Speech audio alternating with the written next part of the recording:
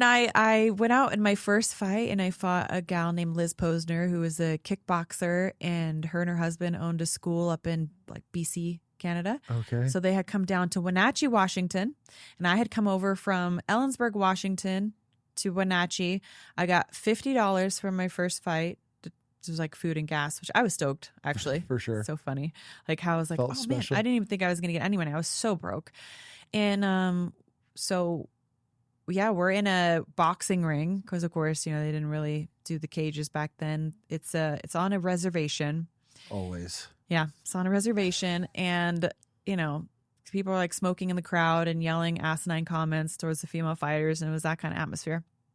So I went out in the first round, and I remember I took her down so easy. She stood with a really tall stance and her, everything high, and I was like, took her down, and I was like, whoa, because I just in my life had never experienced a takedown that was as easy as that. It's like slicing through warm butter. Okay.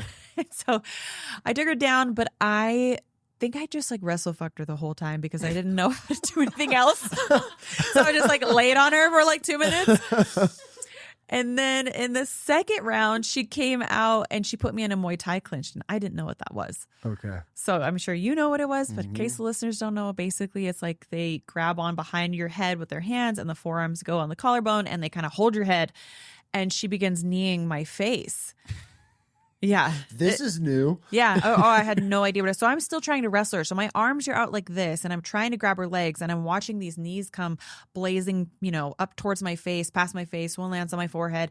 I'm trying to grab her legs, but I don't know how to get out of this because she's got this like pressure on my collarbone. So it's like I can't exactly go through it, but I am driving, trying to get down to her legs. And one comes straight up through the center and clean on, smashes my nose. I hear crunch and then warmth down my face. And I'm still trying to take her down because I don't know what else to do. And I think at that point I'm driving so hard and we're up against the ropes that I kind of managed to like push through this hold she has, and I'm kind of on her legs.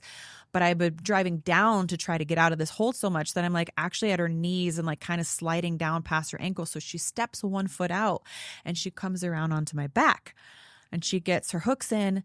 And she's trying to choke me. So I'm like turtle shelled up, I've got my neck tucked into my shoulders, and I'm on my elbows and I'm on my knees, and I'm like trying to just take in what it is. And I'm watching blood pour out of my nose, and I'm watching this pool of blood steadily grow in front of my face. And it was like the most surreal moment while I'm defending this choke and everything. But in that moment, I was really in the eye of the storm. It was like a very calm moment for me because I was really processing like one thought at a time. And it was like, I'm bleeding a lot. Yeah, I'm bleeding a lot, and I have to kick her ass now. And that's really when I think the fighter was born, if I'm being honest with you. Oh, shit. That moment right there, because I had a moment to quit. I easily could have been like, tap the mat and be like, done. And I was like, oh no, like this is it. This is it. Like I'm getting her off of my back, and I'm going to punch her, the living daylights out of her. How did the rest of the fight go? Well, I did exactly that. I peeled a hook, I hula hooped her off, like got her down in front of me. I mean, that's something I knew how to do from wrestling, and so I was in my comfort zone there. But I don't think I had punched her like at all in the fight. Again, because like I didn't know what I was doing. But in that moment, I was like, no. It's like, now I know. Like, we're in a fight. Like, this is not a wrestling match. Yep. And I had her down in the guard position, so she was on her back, and I stood up to my feet, and I reached to the ceiling, and I just started raining down punches. And I remember there was blood all over her. Like you're pouring on her. I was pouring blood all over her. So I remember like blood all over her cheek, and I remember her like this and her arms, and I'm just like, gorilla hammering her away. Just hammer fist coming down. Yep. And the round ended because there were 2-minute rounds.